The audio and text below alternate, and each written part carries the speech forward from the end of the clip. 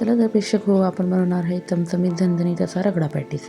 Ragda patties बनवण्यासाठी आपल्याला इथे लागणार आहे काबुली चणे. काबुली चणे हे 5 ते 6 तास भिजत घालून घ्यायचे आहे. त्याला उकळून घ्यायचे आहे. उकडताना मी हळद 2 ग्लास पाणी टाकलेले आहे. कुकरला 5 ते 6 शिट्ट्या करायच्या आहे. इथे आपण एक मिश्रण तयार करून घेणार आहोत. इथे 4 ते 5 लसणाच्या पाकळ्या घेतलेल्या आहे.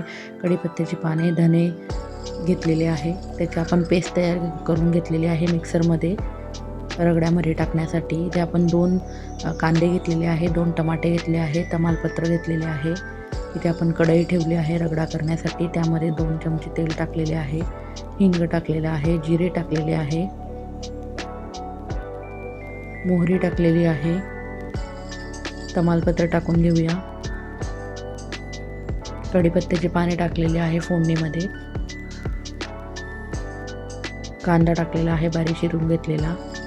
कांदा चांगला लालसर झालेला आहे. तर आता टमाटे टाकून घेऊया. टमाट्याचं पाणी सुटूपर्यंत टमाटा परतून घ्यायचा आहे. त्यानंतर आपण जे मिश्रण बारीक केलेलं होतं मिक्सरमधून ते मिश्रण टाकून घेऊया. अर्धा चमचा हळद टाकलेली आहे. मिश्रण चांगलं परतल्यानंतर 2 चमचे लाल तिखट टाकून घेतलेलं आहे. इथे मी लाल तिखटही घेतलेलं आहे, लाल कलरचंही घेतलेलं आहे, काश्मीरी लाल मिरची. त्यानंतर 1 चमचा धनेपूड टाकलेली आहे. अर्धा चमचा काळा मसाला टाकलेला आहे. मिश्रण चांगलं परतवून घ्यायचं आहे. यात आपण गरम पाणी टाकलेले आहे.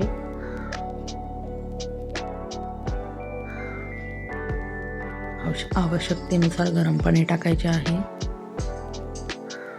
मिश्रणाला चांगलं तेल सुटलेलं आहे. परत आपण गरम पाणी टाकून घेऊया.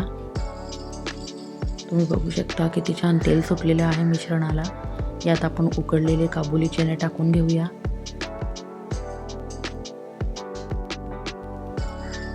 उकळ आलेला आहे रगड्याला. आपला रगडा तयार आहे. रगडा तयार आहे. आपण टिक्की बनवून घेऊया. टिक्की बनवण्यासाठी 1.5 वाटी पोहे घेतले, ते मिक्सरला फिरवून घेतलेले आहे. बारीक मिश्रण तयार करून घेतलेलं आहे. ब्रेड क्रम्स घेतलेले आहे.